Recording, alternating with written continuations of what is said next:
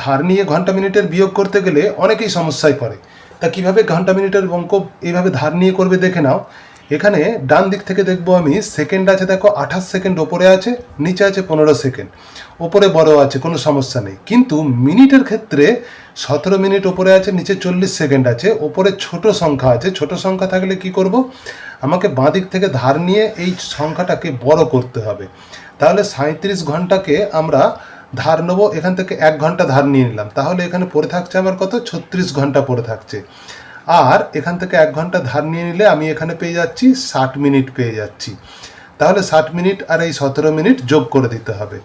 যোগ করলে আমাদের কত হবে না, এই দুটোকে যোগ করলে আমাদের হবে, দেখে নেবে এখানে কত, 60 আর 17 যোগ করলে হবে আমার 77 হবে।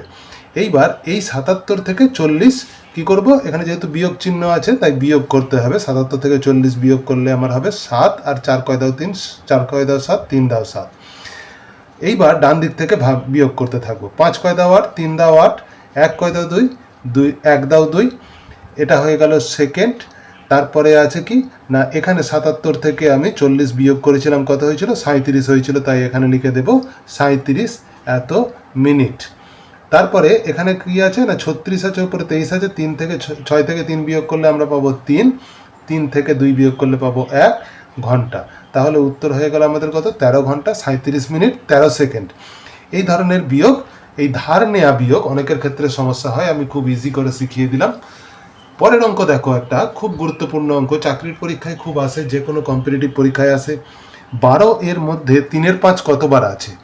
12 এর মধ্যে 3-এর 5 কতবার আছে না, 12 সংখ্যাটাকে আগে লিখব, 3-এর 5 যতবার আছে তত ভাগ করতে হয়, তার মানে 12 ভাগ 3-এর 5। এইবার কি করব না, যেহেতু ভাগ চিহ্ন আছে, ভাগটাকে দিয়ে আমরা তো কাটাকুটি করতে পারবো না, তাই ভাগটাকে গুণ করে দিতে হবে।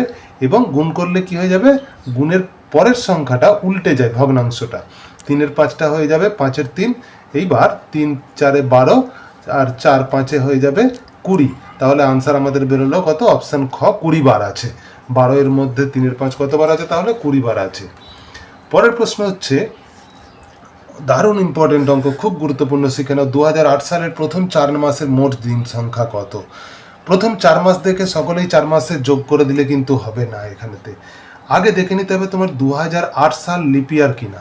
2008 সাল লিপিয়ার কিনা দেখতে গেলে আমরা 4 দিয়ে ভাগ করে দেখে নেব, 4 5-এ 20, তারপরে 0 নামলো, 4 0 0, তারপরে 8 নামবে, 4 2-এ 8। দেখো ভাগ করে মিলে যাচ্ছে, তাহলে ভাগ করে যেহেতু মিলে গেল, তাহলে 2008 সাল হয়ে গেল লিপিয়ার।